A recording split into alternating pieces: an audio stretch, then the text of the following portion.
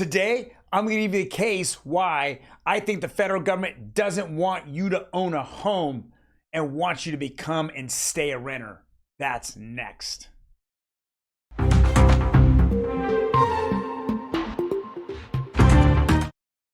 Yes, I have several articles on that.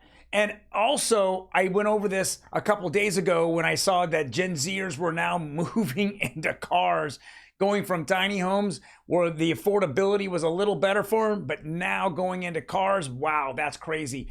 Also going to go over the Kobesi letter, some of the things that the inflation, housing inflation continues to rise, and it's being that little pest, among other things, why the CPI and the PPI stay high.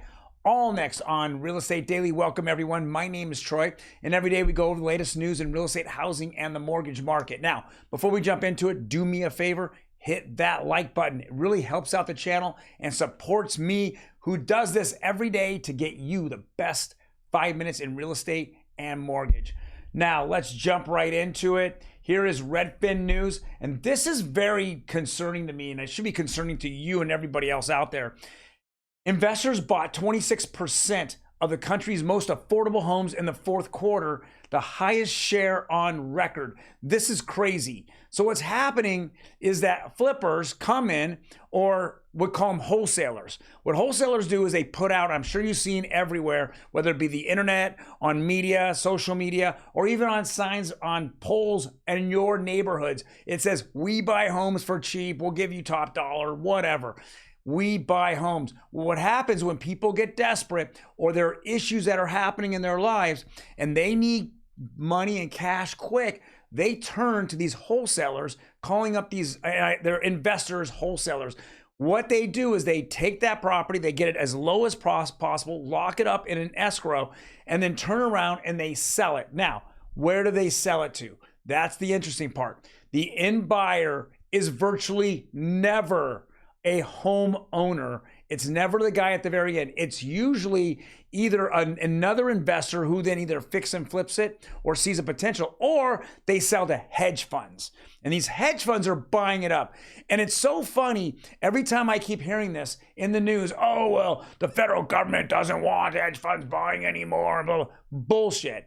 When there's a topic that happens, it's a point in which that the government doesn't want, wants to be the good guy.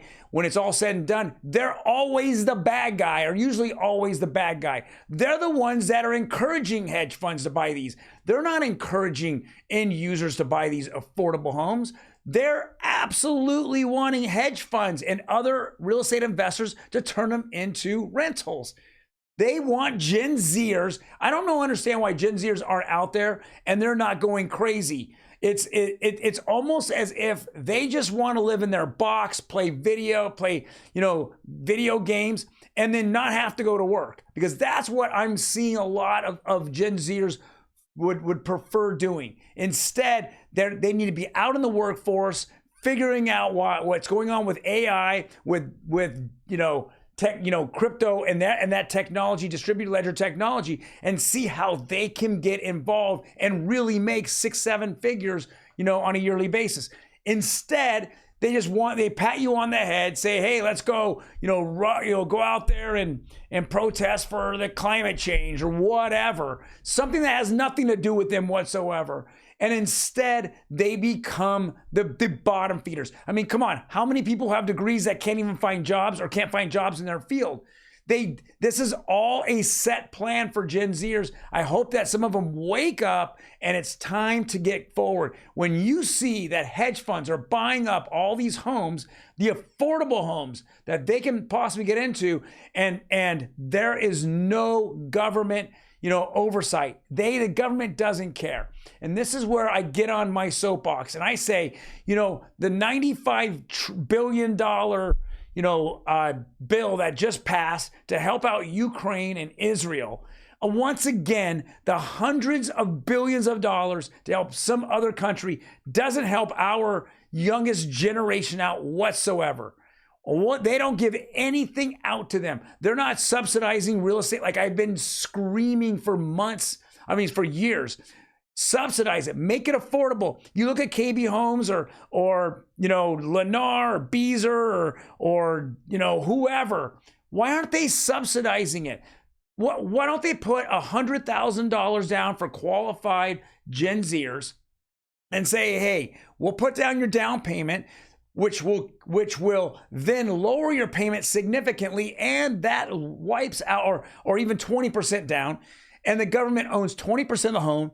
The homeowner owns 80% of the home. They don't have to pay any mortgage insurance. It becomes affordable, and now the government can sit here and enjoy, the increase in value. Yet it gets a lot of their citizens in.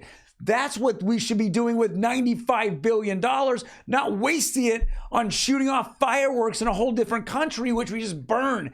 There's no return on that.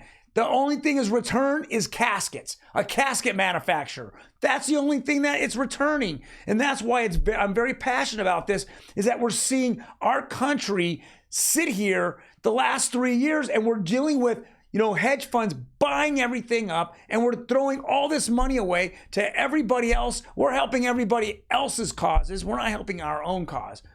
That's why I'm saying the federal government doesn't want you to buy a home. I don't care what they say, it's not what they say or do. It's their actions on getting people into homes. Give out for $95 billion. How many Gen Zers out there that are making $60,000, $70,000 that's spending $2,500 a month with a couple other of their friends, maybe even more, on rentals? Okay, it doesn't make any sense, right? They're just getting by. How about putting that $2,500 into a house? And guess what you see? You see an equity position. You have something of pride and ownership, makes you feel good. And where does the majority of generational wealth come from? A home. And this is not a race issue. This is a government issue. A government that continues to say that everybody's doing well while everyone is barely making it or drowning. They're all consolidating into homes. There's not enough homes for people, and there's not enough subsidies to bring more quality, more regular income people and Gen Zs and even millennials into these homes. So that's enough said. That's what I see out there. I can continue seeing it. Next article here is Kobesi letter. I've given them a follow on X. They are one of the best.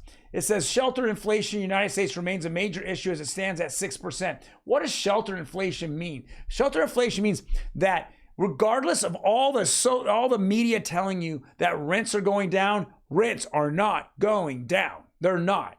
Okay.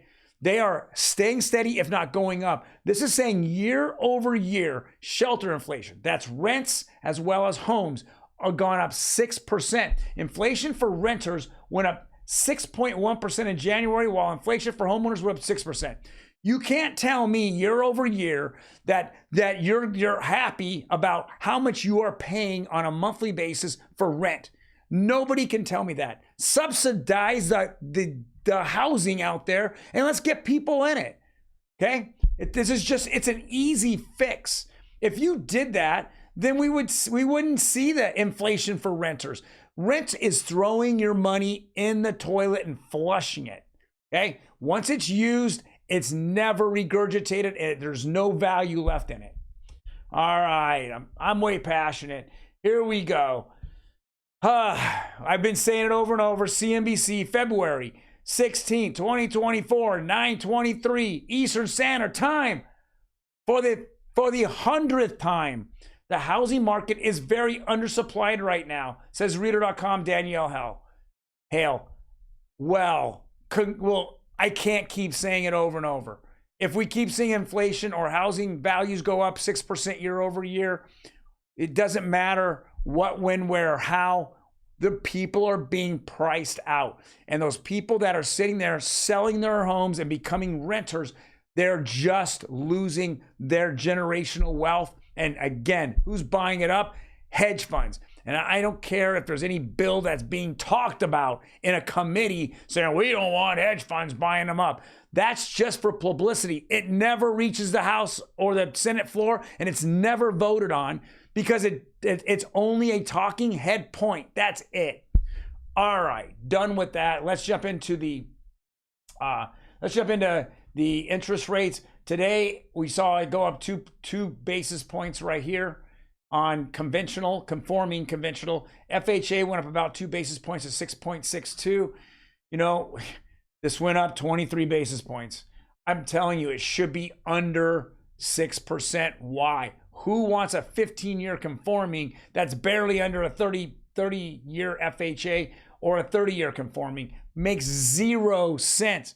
They're forcing everyone to go to the highest rates possible. They don't want people paying it off quicker, so they don't receive or get as much of that interest from it. So, you know, I mean, guys, this just continues to reek of market manipulation by the Fed and by the government. There's no question that the Fed should already have lowered rates. If you look at what's happening on Wall Street and Main Street, they are torn apart. And I have said this 100 times. What's happening in the middle class? The ones that have homes are moving up in the world. The ones that don't have homes are just getting crushed.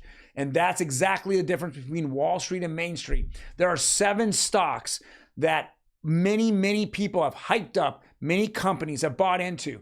Those 7 are so disconnected to all the other hundreds and hundreds of stocks out there that it doesn't even make sense. And yet when you talk to people out there, oh, the economy's doing great because of 7 stocks. You know, if you look at gas prices, they've gone back up. If you look at housing, you know, that's up. If you look at food, energy, they've all gone up. You know, all your insurances, it doesn't matter if it's home insurance or car insurance or health insurance, it's all gone up, and it's going up in enormous amounts. It's not going up 1 or 2%. If you're telling me the CPI is 3%, I call bullshit. Bullshit. You know, I saw one of the things that went up 30% year over date was car insurance, and then car repairs have gone up 20%. You're telling me that we're only gone up 3% overall in our lives? Bullshit. You guys take care. I will see you next week. Have a safe and fantastic weekend.